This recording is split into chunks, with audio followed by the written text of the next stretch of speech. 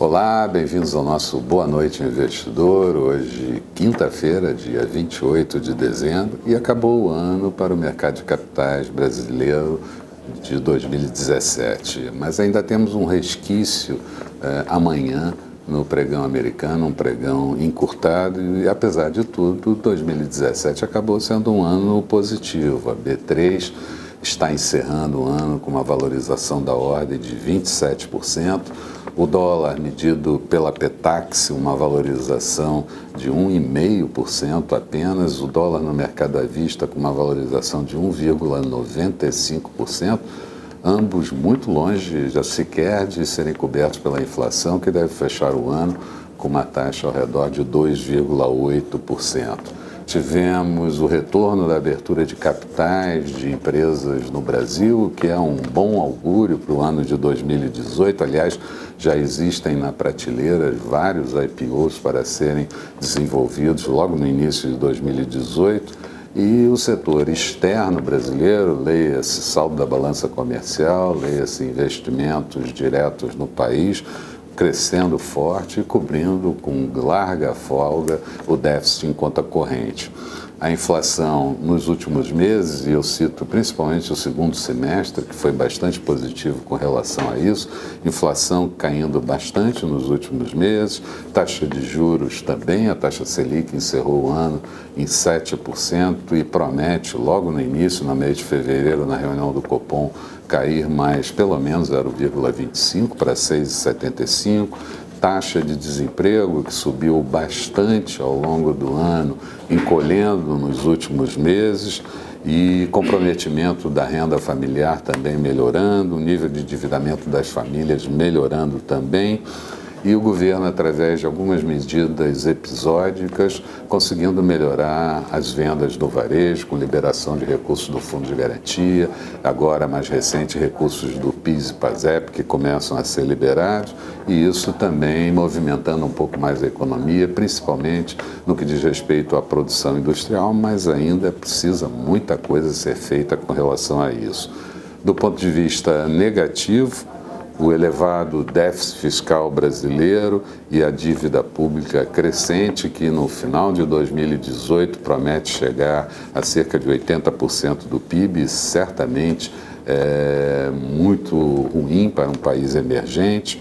E isso ainda tivemos o orçamento de 2018, que já larga comprometido no que diz respeito à parte de receitas, por não terem aprovados alguns fatores arrecadadores nesse final de exercício de 2017, e a possibilidade de não acatarmos aquele déficit fiscal de 159 bilhões também previsto para 2018 e termos que infringir a regra de ouro do governo, o governo ter que se endividar mais ainda. É fato que sem reformas não estruturantes não há possibilidade de termos uma recuperação da economia consistente e promover o crescimento mais acelerado. Além disso, se não tivermos reformas, certamente as agências de classificação de risco internacionais vão promover um downgrade da classificação do Brasil, e isso compromete ainda mais o desempenho de 2018, além de encarecer qualquer obtenção de recursos no mercado internacional. Dessa forma, o primeiro trimestre de 2018 parece ser crucial para definições. Logo em janeiro, vamos ter no dia 24 de janeiro o julgamento pelo TRF4 do ex-presidente Lula, e isso de alguma forma pode aclarar o processo eleitoral brasileiro, que vai correr ao longo de todo o ano de 2018, e um pouco mais adiante, no dia 19 de fevereiro, assim está previsto, a primeira votação na Câmara da reforma da Previdência. Marco regulatório TRF4 com Lula, marco regulatório a reforma da Previdência para a área econômica. Claro que só isso não vai bastar. Precisamos fazer outras reformas reformar o Estado brasileiro. O Brasil precisa reduzir o tamanho do Estado brasileiro, fazer muitas privatizações, fazer muitas concessões, e se não tivermos ajustado a economia, certamente mais difícil trazer investimento ou trazer os empreendedores do mercado local e do mercado internacional. Outras reformas também serão precisas. É preciso fazer a reforma tributária, é preciso fazer a reforma política e muitas adaptações, inclusive na reforma trabalhista, que já foi aprovada. E isso é tudo no sentido de trazer maior consistência ao processo de recuperação da economia local, sem que nós tenhamos novamente aquele voo de galinha, já que os dados carregados para o exercício de 2018 já garantem um crescimento do PIB em 2019 da ordem de 1 ponto percentual. Do lado externo, não vemos maiores problemas ou riscos nas principais economias. Nos Estados Unidos, vamos ter certamente um crescimento um pouco mais acelerado, principalmente depois da reforma tributária de Trump ter sido aprovada.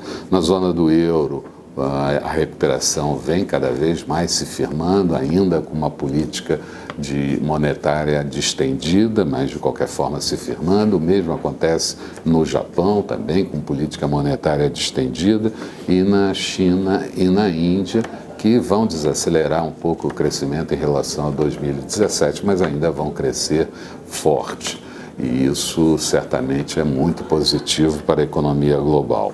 O que vemos e o que conseguimos enxergar hoje são alguns riscos geopolíticos, representado principalmente pela Coreia e também pelos conflitos no Oriente Médio, mas também por algumas políticas mais restritivas, principalmente pelo Fed americano e também pelo Banco Central inglês, além, é claro, do problema da saída do Reino Unido da União Europeia, e o Brexit pode trazer alguns transtornos. Até aqui não mostrou nada disso. O melhor disso tudo é que as definições parecem acontecer muito mais no curto prazo, e o início do próximo ano vai ser ainda bastante complicado, pressupõe muita volatilidade nos mercados de risco, mas do lado das empresas, eu diria que as empresas já estão completamente adaptadas, já reduziram as suas alavancagens, e qualquer melhora, qualquer recuperação mais consistente da economia por aqui, o resultado será imediato em termos de aumento da produtividade, em termos de maiores lucros e consequente distribuição de dividendos, num ano de taxa de juros que promete permanecer ainda bastante baixa.